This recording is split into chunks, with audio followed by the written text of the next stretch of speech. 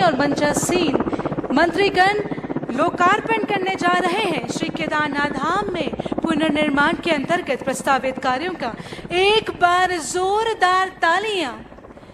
जिन 5 योजनाओं का लोकार्पण किया जा रहा है वो है श्री आदि गुरु शंकराचार्य समाधि की स्थापना, सरस्वती नदी के तट पर बाढ़ सुरक्षा तथा घाटों के निर्माण, एक बार जोरदार तालियां, तीर्थ पुरोहितों के आवास, मंदाकिनी नदी तट पर बाढ़ सुरक्षा तथा गरुड़ चट्टी के लिए मंदाकिनी नदी पर 60 मीटर पुल के निर्माण। और वास्तव में आज बहुत ही खुशी का पल है कि हमारे देश के प्रधानमंत्री श्री नरेंद्र मोदी जी के करकमलों द्वारा श्री केदारनाथ धाम में पुनर्निर्माण के अंतर्गत प्रस्तावित कार्यों का लोकार्पण किया जा रहा है और साथ ही केदारनाथ धाम में पुनर्निर्माण के अंतर्गत प्रस्तावित कार्यों के शिलान्यास भी किया गया। एक बार जोरदार तालियां।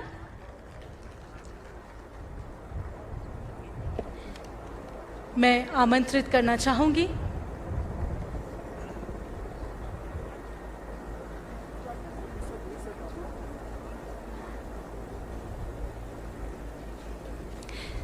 वास्तव में बहुत ही खुशी का पल है, गौरव के ये अनमोल क्षण है हम सभी के लिए कि बाबा केदार के दर्शन के साथ साथ हमारे देश के प्रख्यात प्रधानमंत्री श्री नरेंद्र मोदी जी हमारे साथ रूबरू होने जा रहे हैं।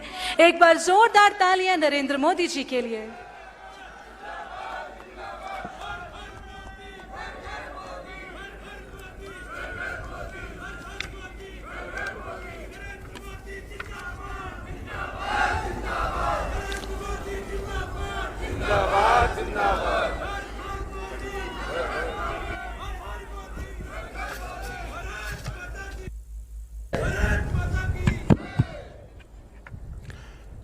जय बाबा केदार,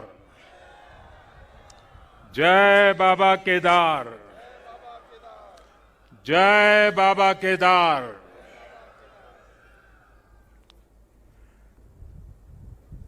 दैवीय आभा से सुसज्जित इस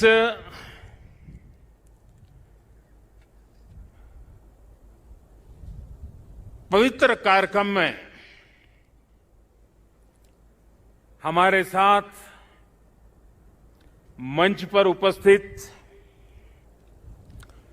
सभी वरिष्ठ महानुभाव,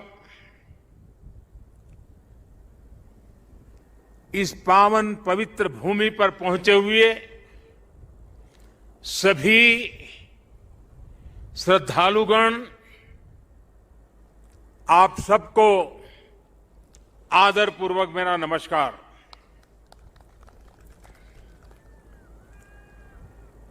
आज सभी मठों, सभी 12 ज्योतिर्लिंगों, अनेक शिवालय, अनेक शक्तिधाम, अनेक तीर्थ क्षेत्रों पर देश के गणमान्य महापुरुष, पूज्य संतगण, पूज्य शंकराचार्य परंपरा से जुड़े हुए सभी वरिष्ठ ऋषि मनीषी और अनेक श्रद्धालु भी देश के हर कोने में आज केदारनाथ की इस पवित्र भूमि के साथ, इस पवित्र माहौल के साथ सशरीर नहीं लेकिन आत्मिक रूप से वर्चुअल माध्यम से, टेक्नोलॉजी की मदद से वो वहां से हमें आशीर्वाद दे रहे हैं। आप सभी आदि शंकराचार्य जी की समाधि की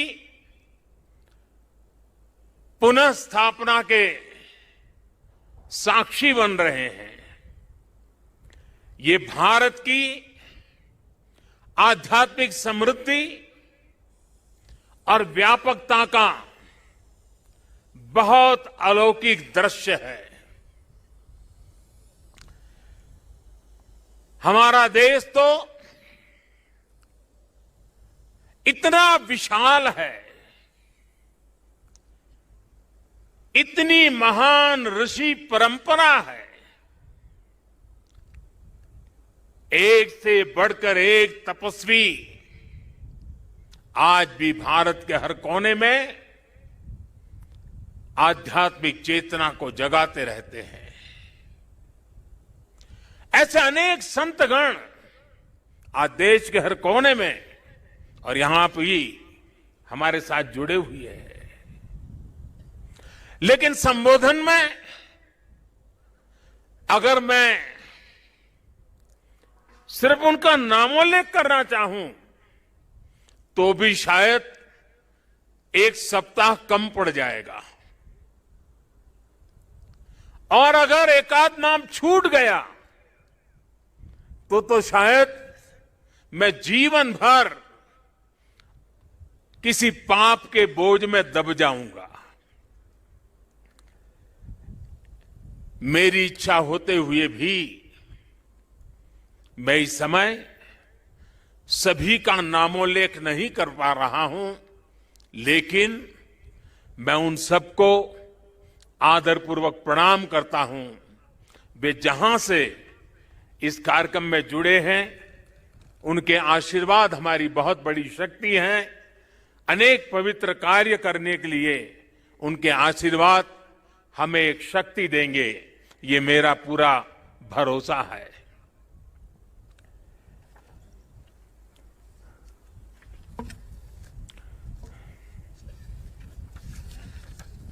हमारे यहां कहा जाता है, आवाहनम न जानामि, न जानामि विसर्जनम, पूजनम चैवना जानामि क्षमस्व परमेश्वरम। इसलिए मैं हृदय से ऐसे सभी व्यक्तियों से माफी मांगते हुए इस पुण्य अवसर पर देश के कोने कोने से जुड़े शंकराचार्य, ऋषिगण, महान संत परंपरा के सभी अनुयायी, आप सबको यहीं से प्रणाम करके मैं आपका आशीर्वाद मांगता हूं।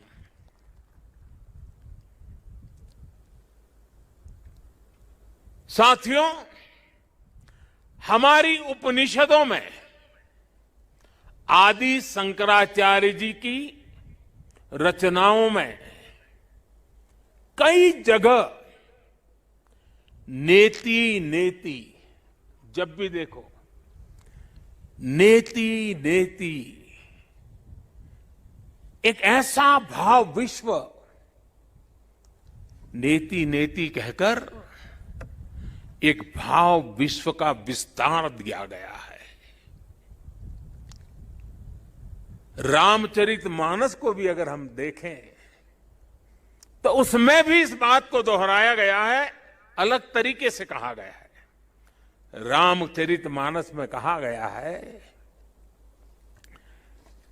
कि अभिगत अकथ अपार, अभिगत अकथ अपार, नेति नेति नित निगम कह, नेति नेति नित निगम कह। अर्थात कुछ अनुभव इतने अलौकिक, इतने अनंत होते हैं कि उन्हें शब्दों से व्यक्त नहीं किया जा सकता। बाबा केदारनाथ की शरण में आकर जब भी आता हूं, यहां के कण कण से जुड़ जाता हूं। यहां की हवाएं, ये हिमालय की चोटियां, ये बाबा केदार का सानिध्य न जाने कैसी अनुभूति की तरफ खींच के ले चला जाता है, जिसके लिए मेरे पास शब्द है ही नहीं। दीपावली के पवित्र पर्व पर कल मैं सीमा पर अपने सैनिकों के साथ था और आज तो ये सैनिकों की भूमि पर हूं। मैंने त्योहारों की खुशियां मेरे देश के जवान वीर सैनिकों के साथ बांटी। देशवासियों का प्रेम का संदेश, देशवासियों की उनके प्रति श्रद्धा, देशवासियों के उनके आशीर्वाद, 130 करोड़ आशीर्वाद लेकर के मैं कल सेना के जवानों के बीच गया था। और आज मुझे गोवर्धन पूजा के दिन, और गुजरात के लोगों के लिए तो आज नया वर्ष है,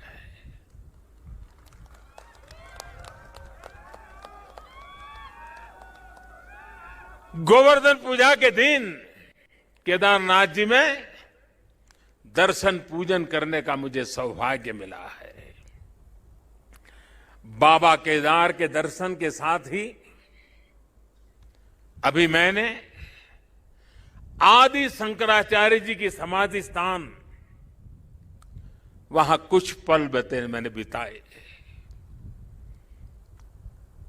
एक दिव्य अनुभूति का वो पल था।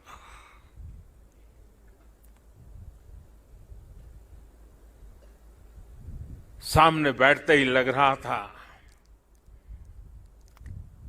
कि आदि शंकर की आंखों से वो तेज पुंज, वो प्रकाश पुंज प्रवाहित हो रहा है, जो भव्य भारत का विश्वास जगा रहा है। शंकराचार्य जी की समाधि एक बार फिर और अधिक दिव्य स्वरूप के साथ हम सबके बीच है। इसके साथ ही सरस्वती तट पर घाट का निर्माण भी हो चुका है और मंदाकिनी पर बने पुल से गरुड़ चट्टी, उस मार्ग को भी सुगम कर दिया गया है।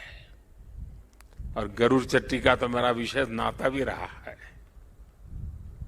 यहां एक दो लोग हैं पुराने जो पहचान जाते हैं।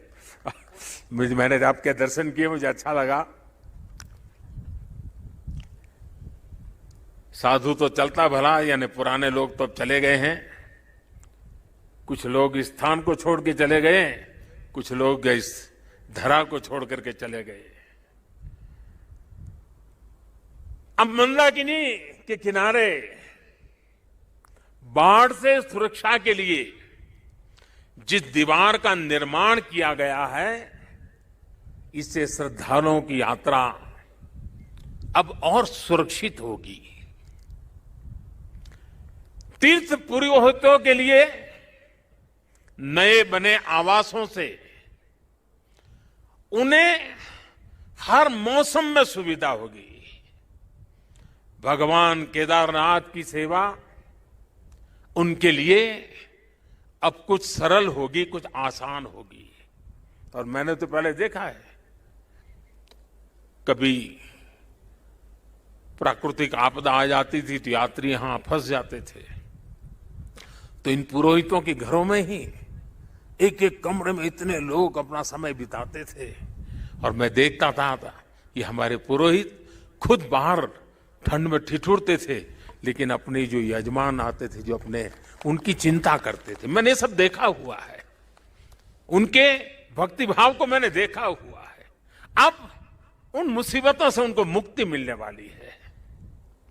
साथियों, आज यहां यात्री सेवाओं और सुविधाओं से जुड़ी कई योजनाओं का शिलान्यास भी हुआ है। पर्यटक सुविधा केंद्र का निर्माण हो, यात्रियों की और इस इलाके के लोगों की सुविधा के लिए आधुनिक अस्पताल हो, सारी सुविधाओं वाला अस्पताल हो, रेंज सेंटर हो, ये सभी सुविधा श्रद्धालुओं की सेवा का माध्यम बनेगी। उनके तीर्थाटन को अब कष्ट से मुक्त, केदार से युक्त, जय भोले के चरणों में लीन होने का यात्रियों को एक सुखद अनुभव होगा। साथियों, बरसों पहले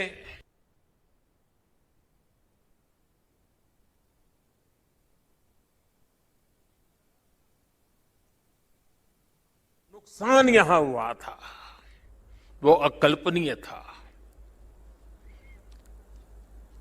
मैं मुख्यमंत्री तो गुजरात का था,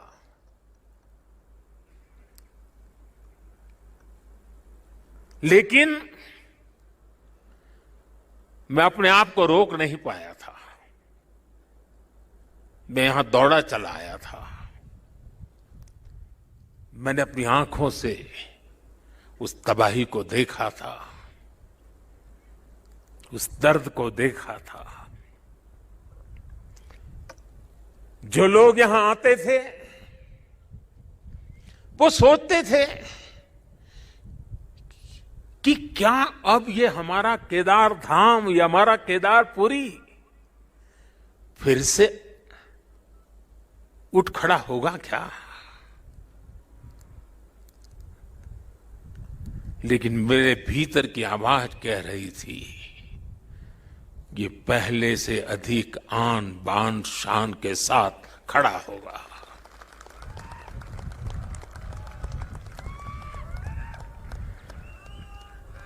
और ये मेरा विश्वास बाबा केदार के कारण था, आदि शंकर की साधना के कारण था, ऋषियों मुनियों की तपस्या के कारण था, लेकिन साथ साथ कच्छ के भूकंप के बाद कच्छ को खड़ा करने का मेरे पास अनुभव भी था। और इसलिए मेरा विश्वास था, और आज वो विश्वास अपनी आंखों से साकार हुआ देखना, इससे बड़ा जीवन का क्या संतोष हो सकता है।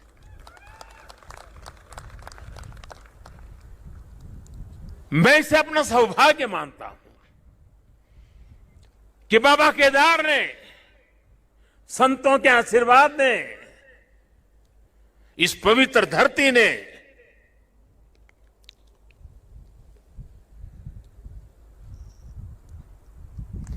जिस मिट्टी ने, जिसकी हवाओं ने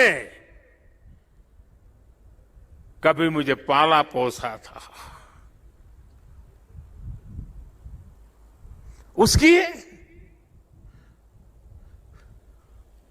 सेवा करने का सौभाग्य मिलना, इससे बड़ा जीवन का पुण्य क्या होता है।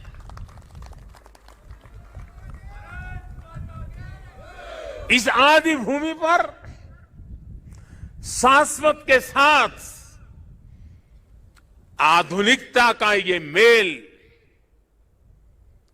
विकास के ये काम भगवान शंकर की सहज कृपा का ही परिणाम है।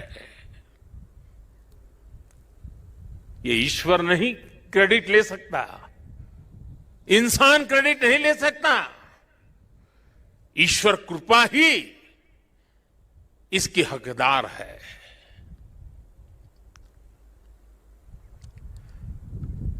मैं इस पुनीत प्रयासों के लिए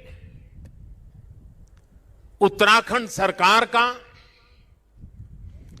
हमारे ऊर्जावान नौजवान मुख्यमंत्री धामी जी का,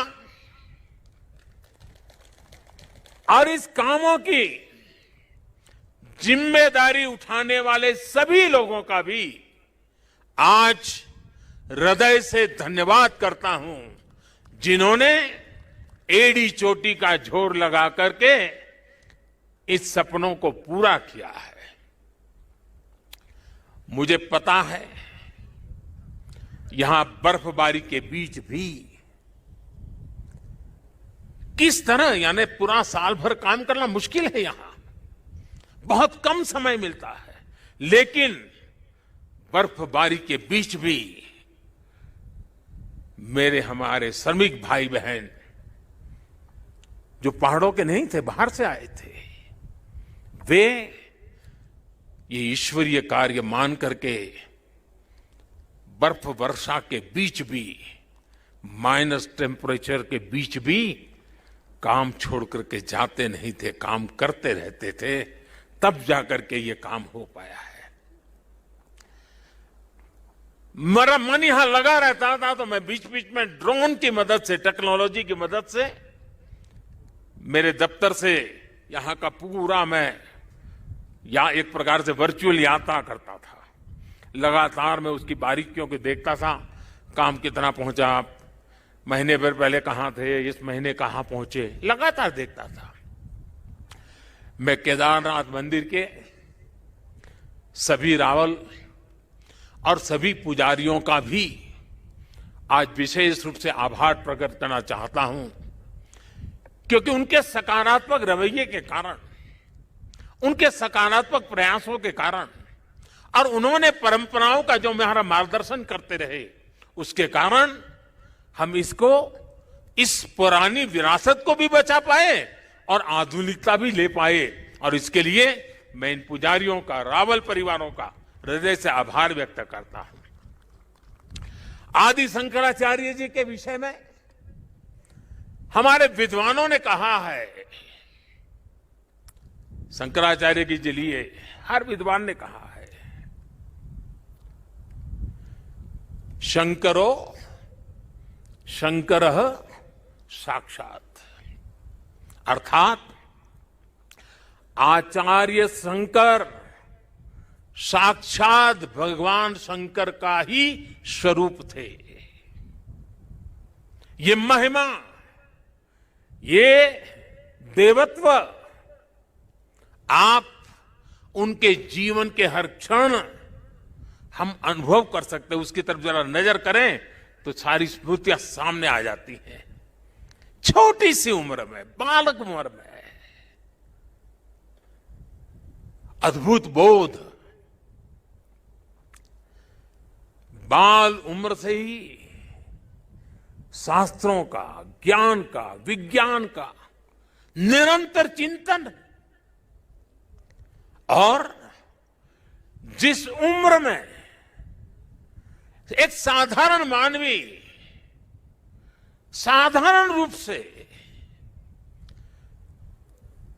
संसार की बातों को थोड़ा देखना समझना शुरू करता है, थोड़ी जागृति का प्रारंभ होता है, उस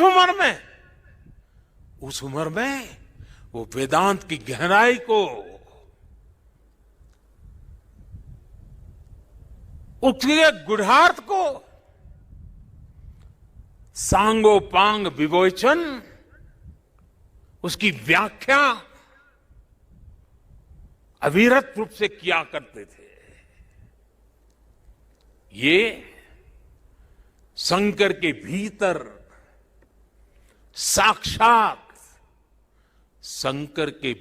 साक्षात शंकरत्व का जागरण के सिवा कुछ नहीं हो सकता है। ये शंकरत्व का जागरण था। यहां संस्कृत और वेदों के बड़े बड़े पंडित यहां भी बैठे हैं और वर्चुअली भी हमारे साथ जुड़े हैं। आप जानते हैं कि शंकर का संस्कृत में अर्थ बड़ा सरल है।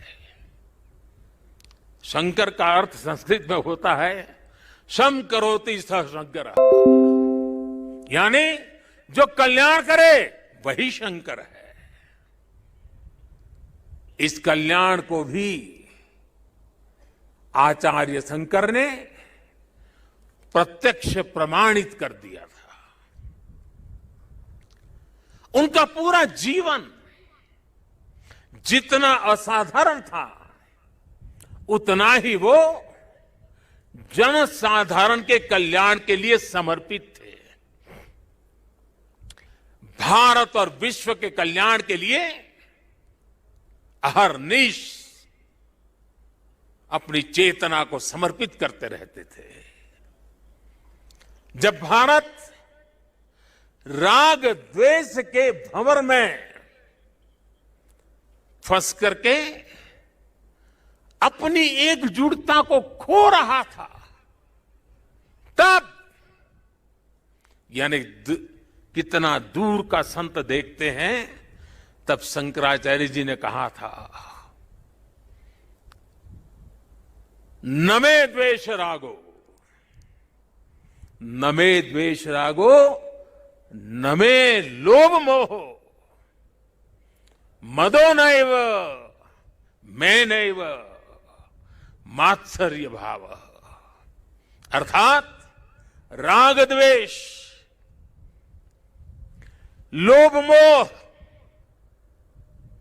ईर्ष्या, अहम, ये सब हमारा स्वभाव नहीं है। जब भारत की जाति पंथ की सीमाओं से बाहर देखने की शंकाओं आशंकाओं को ऊपर उठने की मानव जात को जरूरत थी, तब समाज में चेतना फूकी और आदि शंकर ने कहा, न मे मृत्यु शंका न मे जाति भेद, यानी नाश विनाश की शंकाएं जात पात के भेद से हमारी परंपरा का कोई लेना देना नहीं है, हिस्सा नहीं है। हम क्या है, हमारा दर्शन और विचार क्या है, ये बताने के लिए आदि शंकर ने कहा, चिदानंद रूप, चिदानंद रूप शिवोहम शिवोहम, चिदानंद रूप शिवोहम शिवोहम। अर्थात आनंद स्वरूप शिव हम ही है। जीवत्व से ही शिवत्व है। और अद्वैत का सिद्धांत, कभी कभी अद्वैत के सिद्धांत को समझाने के लिए बड़े बड़े ग्रंथों की जरूरत पड़ती है। मैं तो इतना विद्वान नहीं हूं, मैं तो सरल भाषा में अपनी बात समझता हूं और मैं इतना ही कहता हूं, जहां द्वैत नहीं है वही तो अद्वैत है। शंकराचार्य जी ने भारत की चेतना में फिर से प्राण फूके और हमें हमारी आर्थिक परमार्थिक उन्नति का मंत्र दिया। उन्होंने कहा, ज्ञान विहीन, देखिए ज्ञान की उपासना की महिमा हमारा कितना महत्व रखता है। ज्ञान विहीन सर्वमतेन मुक्तिम न भजति जन्मशतेन, यानी दुख कष्ट और कठिनाइयों से हमारी मुक्ति का एक ही मार्ग है और वो है ज्ञान।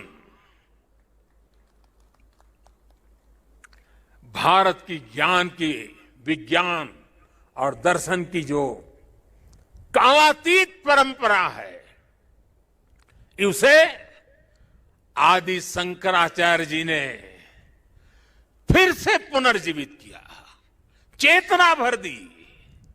साथियों, एक समय था जब अध्यात्म को, धर्म को केवल रूढ़ियों से जोड़कर